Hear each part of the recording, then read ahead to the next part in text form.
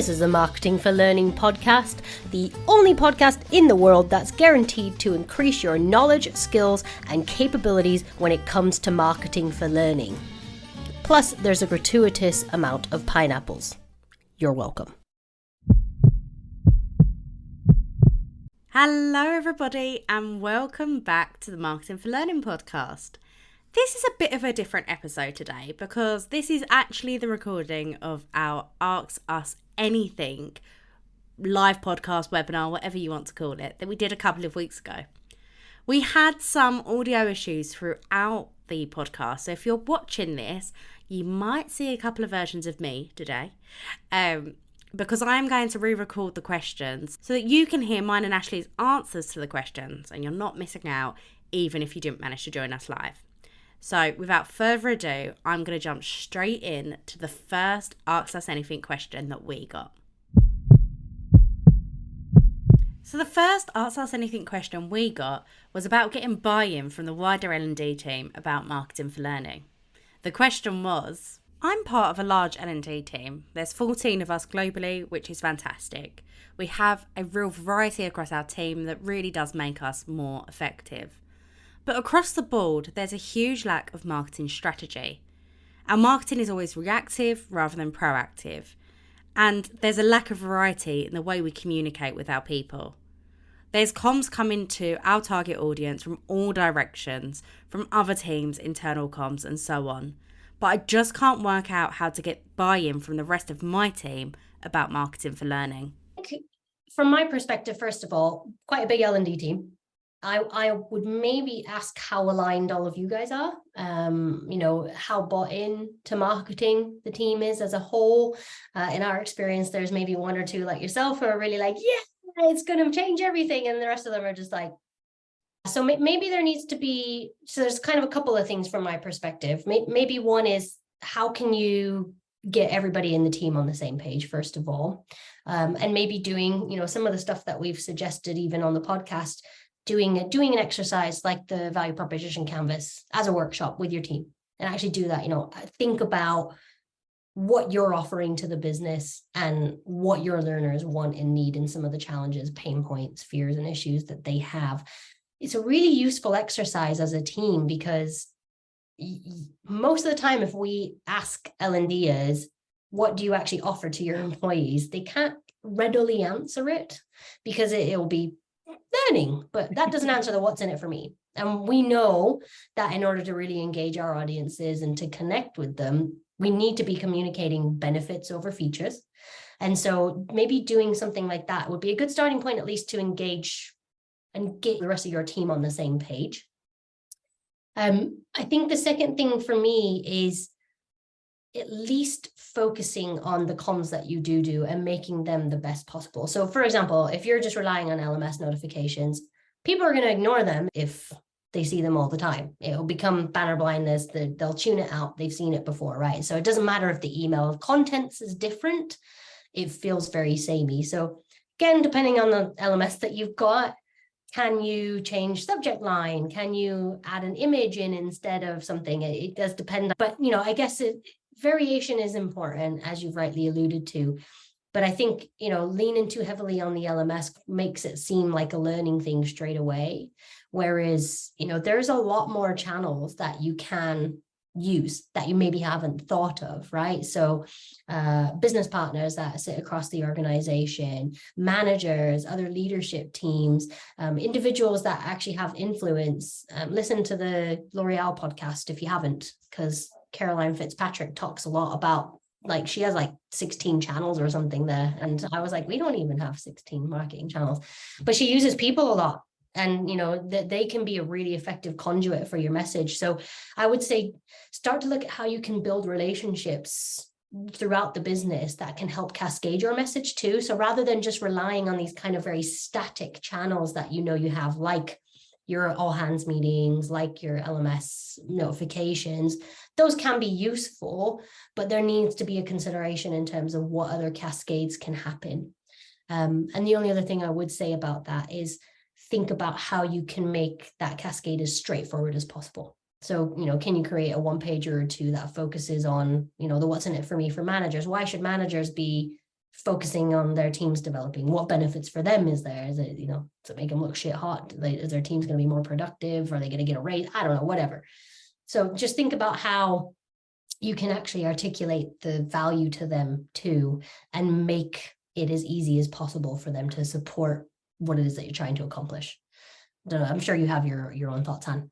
Yeah, I also think there's a huge element. Obviously, I agree with everything Kash has said. You can also, if you're in a situation where you're kind of up against a bit of a blocker with, let's say, 12 of the team of 14 aren't so engaged with marketing, you can almost lead by example, because you can run like a little test. Like the most famous marketing quote all marketers giggle at is that we ask for forgiveness, not for permission. So what's stopping you putting out a post, advertising or promoting something you've got going on in your function, on your Teams channels, on your intranet, or as you as an individual, and then seeing the uptake of that and then using that as evidence? Like, look, actually, I did this piece of marketing and it really worked. It would work so much better if it came from a brand. It would work better if it was all of us trying to pitch in, and think of the impact we can have there. Having that evidence to say, like, look, I've tried this, it's really worked. Let's try it and ramp it up even more. That normally gets people moving a lot more than hypotheticals, because truthfully, you can get people to listen to the podcast. If they're a proper naysayer, they're going to be like, yeah, okay, of course them two women would say that. Of course, they love marketing planning. It's their business. Of course they'll say it. Kind of giving them the evidence of like, no, look, guys, this works. And obviously we've got some case studies and stuff that you can use. But I've seen in my experience actually doing it yourself and showing, look, this worked for us in our organization. Let's make a snowball and make that even bigger. It works better in my experience. Yeah, you're kind of basing it in reality, aren't you? Yeah. And absolutely, when it comes to marketing, you need, if people don't agree with it, and this isn't just marketing for learning, this is marketing across the board. If people aren't engaged and aren't on board with it, the only way you can normally win them round is by proving them wrong. The second question we got on the podcast was much more about business mandates, and this is one we hear a lot from L&D. In our business, we have to face the reality of having to push business priorities, which may or may not resonate with the individuals that we're targeting. How can we tackle focusing on that while focusing on the what's in it for me?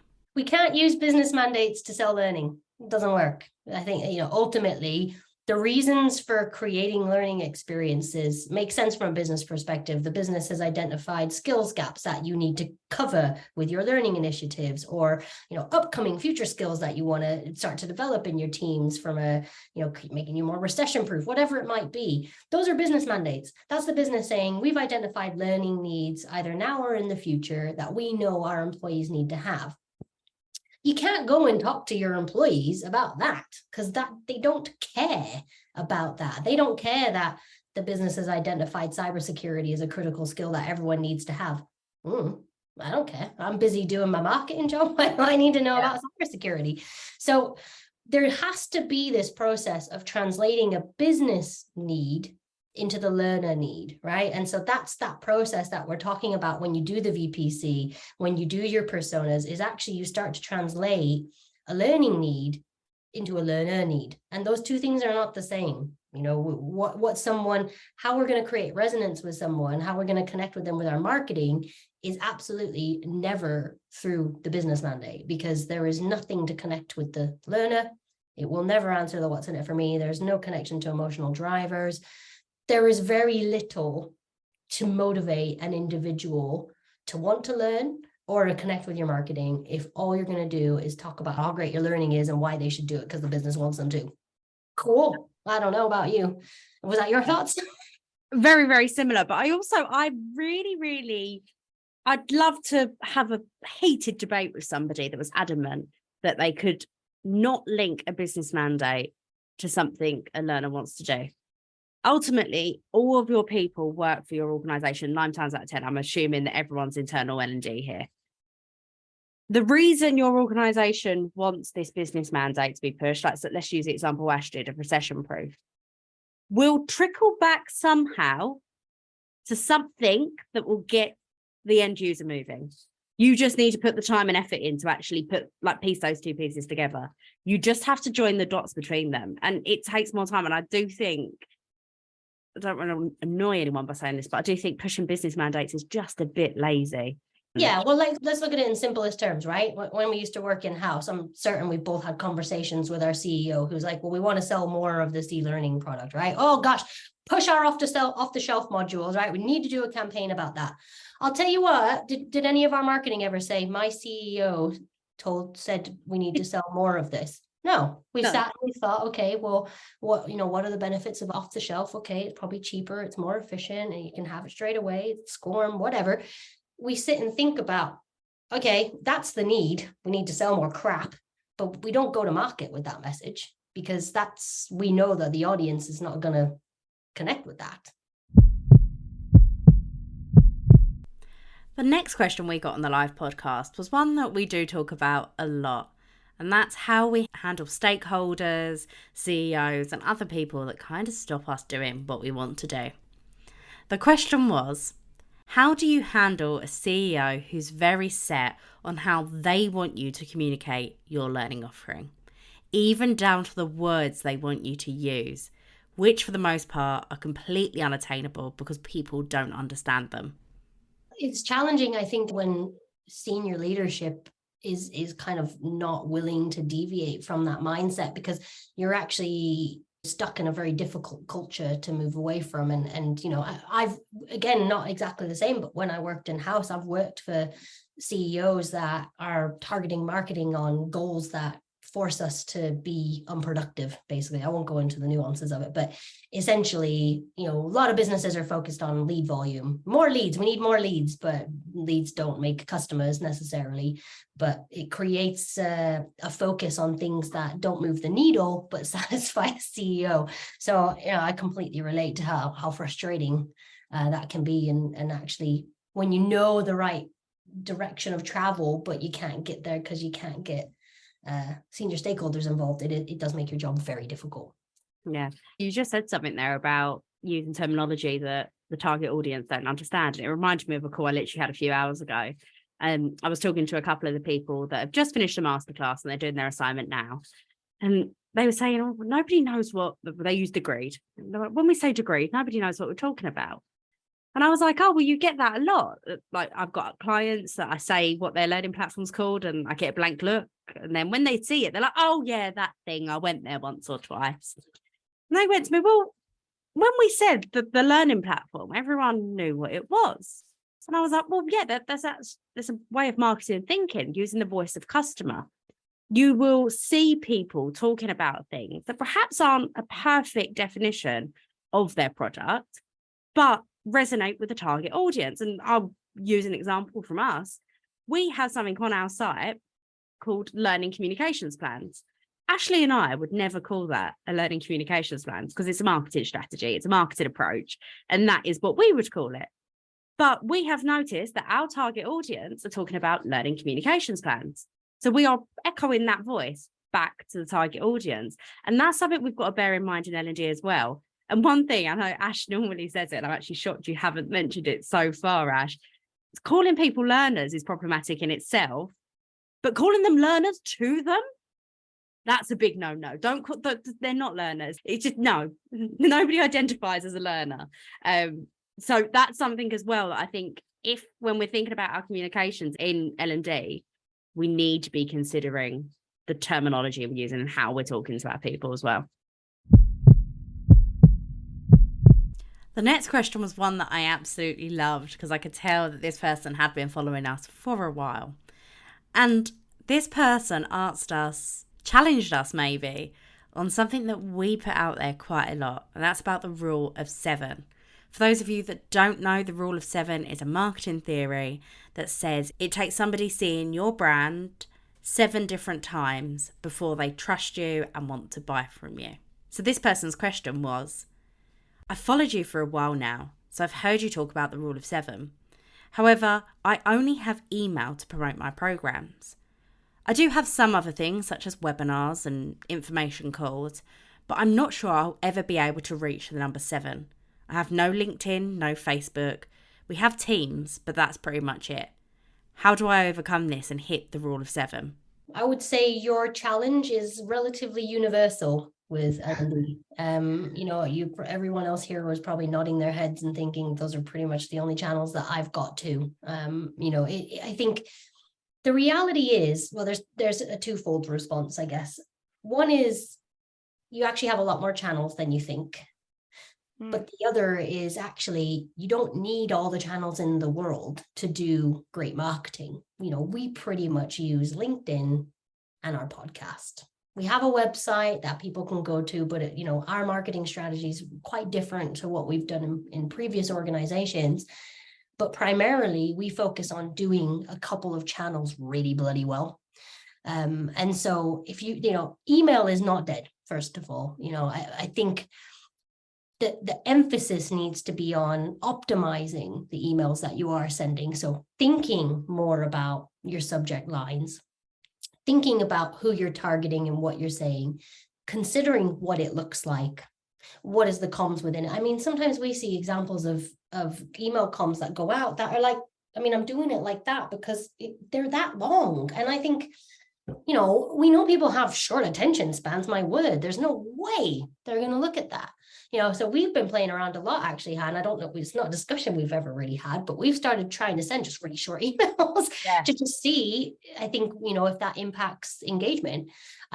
So what I would say is, number one, start testing, playing around with what you do have, right? So is there certain different types of emails that you can send, something really visual versus a plain text one? Does that impact anything? But then I think the other side is use people as channels, targeting multiple different audience cohort groups from leadership down to learner, and focusing on a top-down and a bottom-up cascade.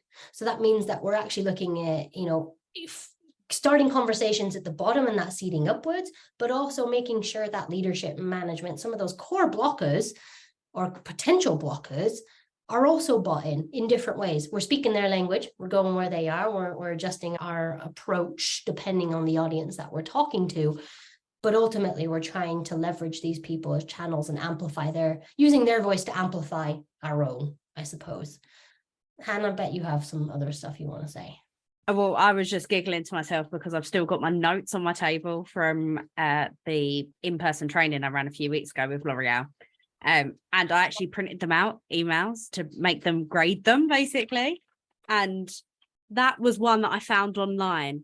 And all that is saying is, please go to the LMS. Oh, no. And then I printed out ones that we'd done that were plain text, that were chunked up properly, had the what's in it for me. And the people in the group were like, we're not doing this. And they admitted that they were doing the really, really long emails just saying, please go to the LMS or please sign up for this training. It's really, really easy to think, oh, I'm using email because I'm sending emails. The art of doing email marketing really well is actually a lot more complicated than that. We've actually got a blog on the matter as well about email marketing and how you can best use email marketing in L&D. Thinking about it really practically. Think about your subject lines. If nobody opens the email, they're not going to do what you want them to do. So let's think about how we're getting people to open the email, how we're emphasizing really important points. You might feel like you've only got email to use, but actually, are you using it to its full potential? Are we using it in the best way possible? As Ash said, we really only use 2 channels. So if you've only got 2 channels, you need to make sure that you're using them to the best possible potential that you are. So I wouldn't worry too much about not having loads and loads and loads of channels. I'd worry more about actually using those channels effectively. For a split second, I actually thought we were going to get through this podcast without mentioning AI of any sort. But of course we couldn't, because it's all around us right now. So our next question, or statement maybe, was about ChatGPT. And this person said, I've been using ChatGPT to make my emails more effective. It has been a game changer. It's allowed me to play with the text and make it more witty rather than that awkward business tone we tend to use. And we see that tone all the time. I think the thing with ChatGPT is as well, because this comes up a lot, and I'm I wouldn't say I'm entirely against it for copywriting. I look at it more as like a seed tool, right? So if you're looking for, and especially if English isn't your first language, but you have to write in English, I bet it's particularly helpful for you. But I think, from my perspective, use it as an ideas tool, so like go in there and ask it some questions to give you some ideas for content or how to maybe position things, but don't overlook the value of really great copywriting. I'm yet to see any AI write with the talent, skill, panache, vibrancy that humans can, so it can give you a good starting point. It might be able to give you some good structure, or even just some ideas, but I would strongly suggest that you don't just take those and use those, and you actually feed in your knowledge of your audience, your corporate culture, your learning landscape, and the ecosystem that exists. All that stuff needs to play a role. So it can be a really good kind of foundation, or like the backbone, the bare bones of something. But don't forget to embellish it and add that little spice and panache to it, because it is the difference between good copy and shit copy, if I'm honest. The next question touches on learner personas and how we can go about actually finding out who our target audience really is. We talk a lot at Mass about finding out who they are as human beings, looking at their motivations, their wants, their needs, their fears, their pain points. And this person's asking us how on earth we actually do that. So their question was, how do I get the information and the data about my target audiences to create personas? I understand that it's really important to understand them, but how do I actually find out that information? Yeah, there's so many different ways to skin a cat with this. And I actually just got off a kickoff call with a client back to back, and we were talking just about discovery. So quite timely. So we want to get qualitative and quantitative data, first of all. So we want structured data sets, and we want, more kind of candid conversational type information as well. So first things, and something Elvira taught me, was actually you have a lot of information in your business that you don't even really realize. So something, I think it was her anyways, Han, you can probably correct me. Something that she did is she went on the likes of Yammer, the likes of Teams, and kind of curate, or was it Paula? It was Paula. Paula. And so she basically kind of mined her existing systems for feedback and insights into audience sentiment. It was all there. It just needed to be looked for and found. So that's a really great way to get some qualitative data, qualitative data. And I never remember which one's which. It's qual. Thank you. So that's, don't underestimate the data sets that already exist in your business. Oftentimes you're not having to start from scratch. The client I was just on a call with have like a annual employee engagement survey. They have some other insights that I've done when they develop personas for their learning, for their learning experiences. Some of that data can be used, maybe not all of it. Some of it might be redundant, but then you do need to go out and do the good work, talk to key stakeholders for 20 minutes, have focus groups where you ask key questions around, not just, oh, do you like learning? Again, asking the right questions to get the right answers. What we want to understand from a marketing perspective is who these people are, what their challenges are, what's blocking them learning at work, because most people tell us it's time.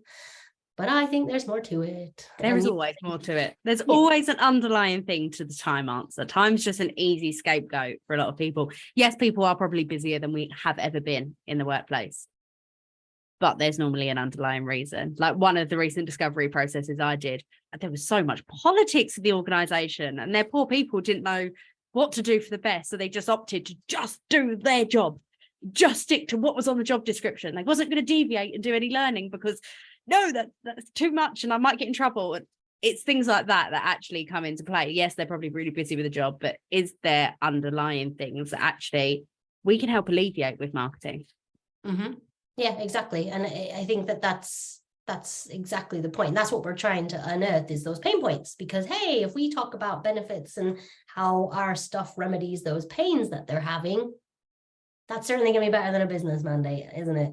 Mm-hmm. So I think ultimately it's really for us to take the time to understand and then distill down those findings and all that data. It's not a quick process, but it should give you so much clarity around who your audience is and actually what you should be putting in your emails and what you should be posting out in your campaigns and things like that. If you don't do this work, you're operating purely on assumptions, you're doing it blind, and it is setting you up for disaster. Or, you're never going to be as successful as you can be without clear insight into who your audience is. Yeah, I completely agree with that. I think the biggest thing that I think people don't like about creating personas and doing that discovery phase internally is the time it takes. But you have to invest that time up front, or you're just hoping for the best. You're just throwing stuff out there and praying, and that's not going to build a house without foundations. It's absolutely, you that is the foundational work that has to be there. Without that, it's sending you on a wild goose chase. Yeah, absolutely. You don't really know where it's going to take you, but I'm certain it won't be where you want it, where you want to be. No. We loved analogies in this session. I know, there's been a lot of them. I didn't realize we spoke in tongues. We talk in riddles.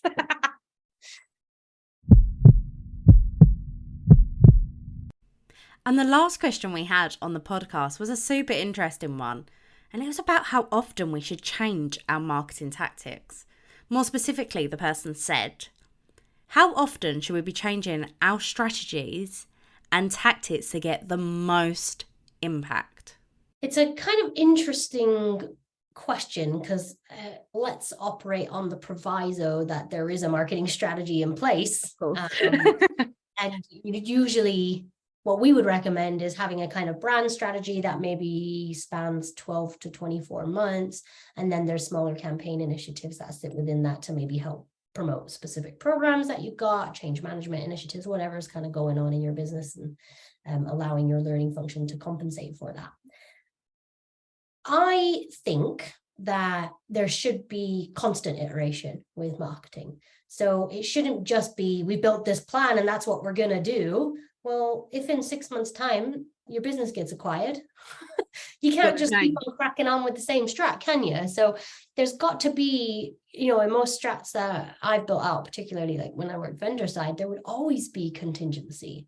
Maybe 20% space for us to react to the market and do things that are a bit more reactive and allow us that space to not just be wedded entirely to the campaigns. So I think there's got to be more of an attitude of iterating as you go.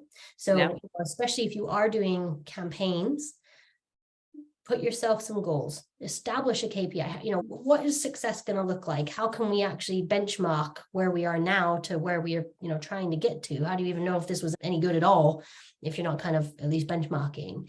So, to my mind, there are small incremental wins like that, testing on emails and the such like that can, improve what you're doing straight away, but bigger piece stuff, you should be iterating as often as you are able to. And furthermore, if you have personas in place, these learnings should also help you further tailor and evolve your personas too, so that they're not static documents. There should be living things that are changed and adjusted as things change, really. Yeah, I completely agree. I think changing them up and iterating as you go is so important. I also think this question kind of came from a point of, okay, so if we're sending emails, we're only sending emails. And if we're using social media, we're only using social media. And then that would get boring very, very quickly. Within your strategy and within your plan, you need to make sure you've got variety and that you're hitting people in different ways, like the rule of 7, hitting people 7 times. That doesn't mean they need 7 emails. Doesn't mean they need 7 social media posts. You need to have variety in the strategy so it doesn't feel like it becomes repetitive. Yeah. Of course, you then need to iterate and you need to come up with fresh messaging and you need to come up with fresh visuals that are going to grab attention.